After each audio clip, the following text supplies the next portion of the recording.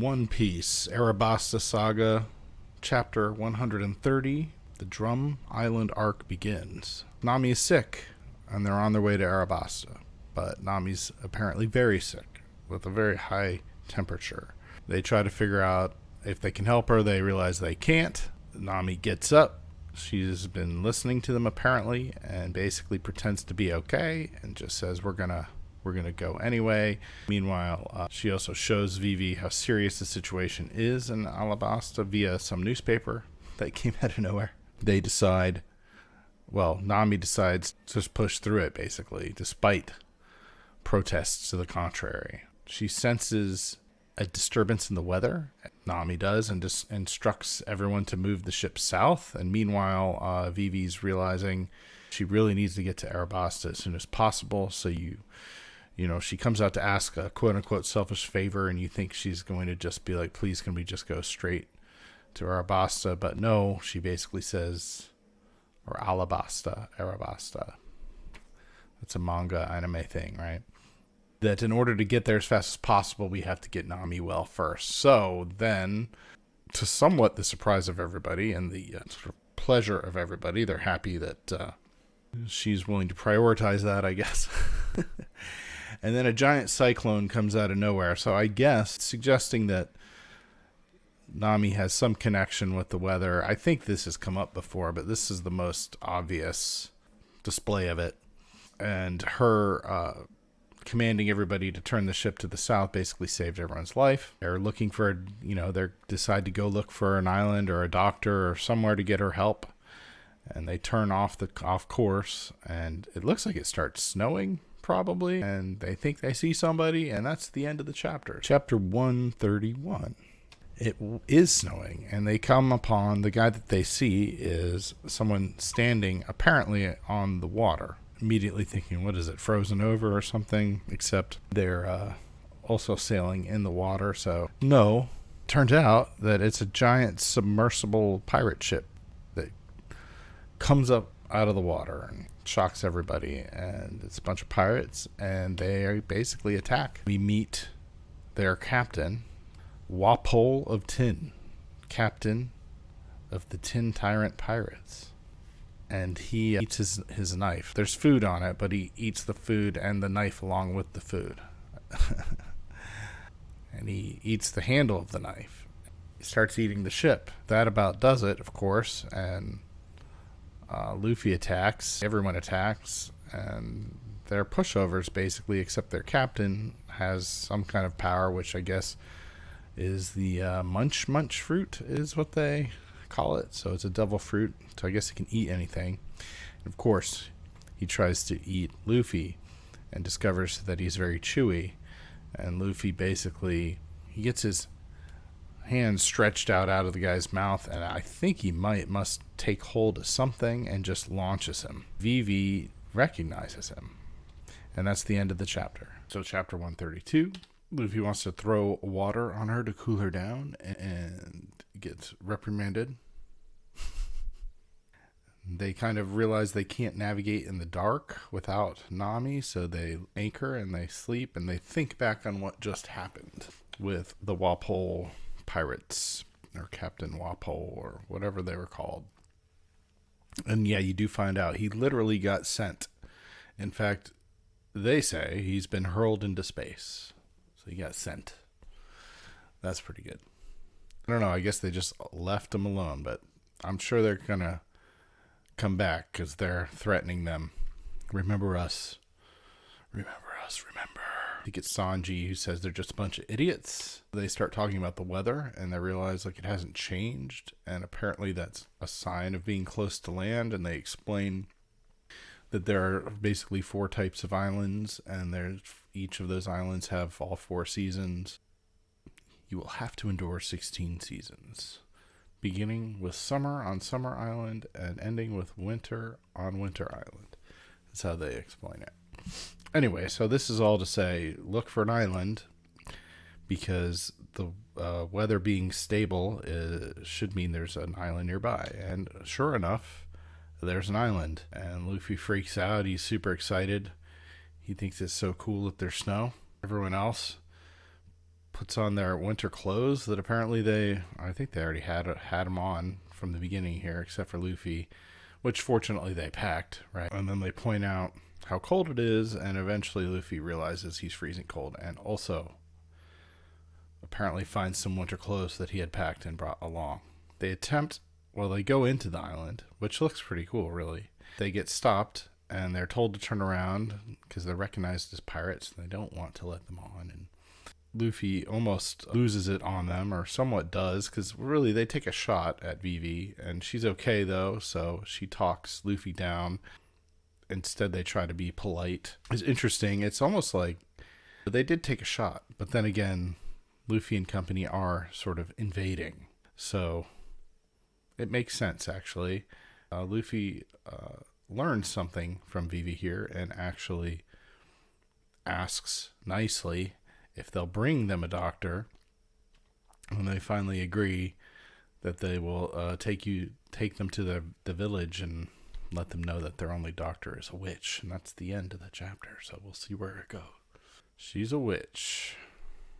Which brings us to chapter 133, Adventure in a Nameless Country. So mysteriously, this country has no name. We'll see about that, huh? There's a crazy hiking bear with two heads that everyone just bows to. I wonder if we'll find out more about that. Some cool art here in the beginning, for sure. Looks like, I think this is Zolo, who's doing better and decides to go swimming, which seems insane. And we just move on from that.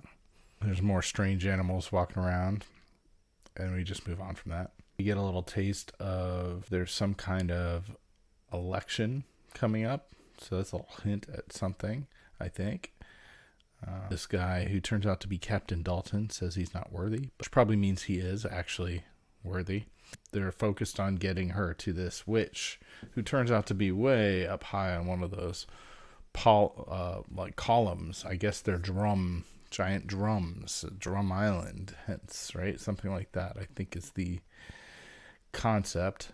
Her temperature is like high enough to be dead already. Luffy decides he's going to strap Nami to his back and take her to the castle on the highest peak of the Drum Rockies, right? And that's when you learn it's a castle without a king, which is another hint at something. And this is where the witch lives. And normally the witch will just come down on a sleigh and help people and then take whatever she wants and go back. I'm not sure what's coming there, but it looks suspiciously familiar in some ways. So we'll see how much they lean into that imagery. Well, he says there used to be a lot of doctors and it used to be different. They're also warned about which side to go up, and because there's rabbits. What did he call them? Lupins? Which doesn't necessarily... Lapins. Not lupins, but lapins. Vicious flesh-eating rabbits. He warns them to go the other way. Luffy and Sanji are not afraid of the rabbits. So we'll see if that was a poor choice.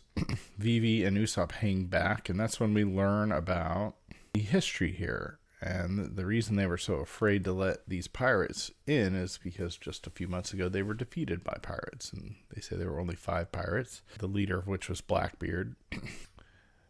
It was actually in some ways a good thing that they were defeated by pirates, because it used to be a kingdom and there was a king, and now that king's gone. And the king was Wapol, the munch fruit eating pseudo pirate. And I guess pirate in training probably after that experience, right? Which is part of why he was so easily dispatched, I'm guessing. That's the chapter. Chapter 134, Dr. Kureha. Dalton wants to know how they know Wapol. Usopp's like, he's a pirate that just attacked our ship. Vivi, foolishly lets slip that she remembers him from when she was a child, when her father took her to a meeting of kings, and then shuts up and doesn't explain anymore, and Dalton lets it go. Wapol, who was the king, took his army and just abandoned the island. Didn't fight back anything, and he left and then couldn't find his way back because he doesn't have a log pose, right? Hence the encounter with the Straw Hats earlier, which upsets Vivi to learn that he abandoned his people, of course. But they, as a result, are trying to rebuild their country and build a peaceful nation. So obviously would be a very good thing if Walpole never found the island. From there we go to Sanji and Luffy. We have Luffy talking about people living in snow countries don't sleep because if they do sleep, they would die. Sanji calls him an idiot. Then we have Sanji telling Luffy that snow country women have silky smooth skin because they're always rubbing themselves because they're cold. I don't know why men wouldn't be also rubbing themselves. Maybe the men aren't cold. That's pretty funny. Luffy thinks that's stupid. So they're both being really stupid and having a stupid conversation, and they call each other out on it, basically. Then they run into these rabbits, which are more like, as Luffy describes them, they're big and they're white, so they must be polar bears, because that's much closer to what they are. Then back in town, we learned that the doctor's actually in the nearby town. So obviously they're going to have to go try to stop Luffy from climbing the mountain with Nami on his back, I'm guessing. It doesn't get to that point because then we find out that Walpole has found the island and is heading towards it.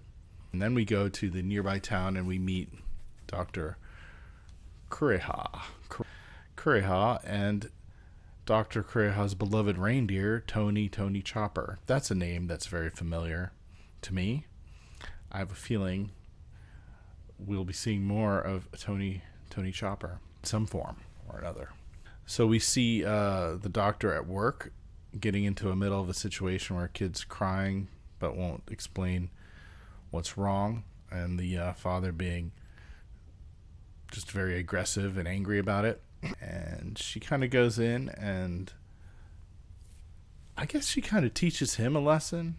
Also helps the kid, maybe, probably. The kid is doing better afterwards, despite her taking quite a bit in compensation. I think she agrees to take a little bit less once the kid says thank you, and then it's hard to know what to think of Dr. Kureha, except that she was probably more right than it seemed at first, and maybe did help. So it's going to definitely be interesting once the Straw Hats encounter her. Earlier, I'd also say Usopp made a funny comment about his disease of not wanting to go on an island or the island coming back. I wonder if that'll continue. So that's the first 5 chapters of the Drum Island arc. Next 5 are right here, so go there. See you there.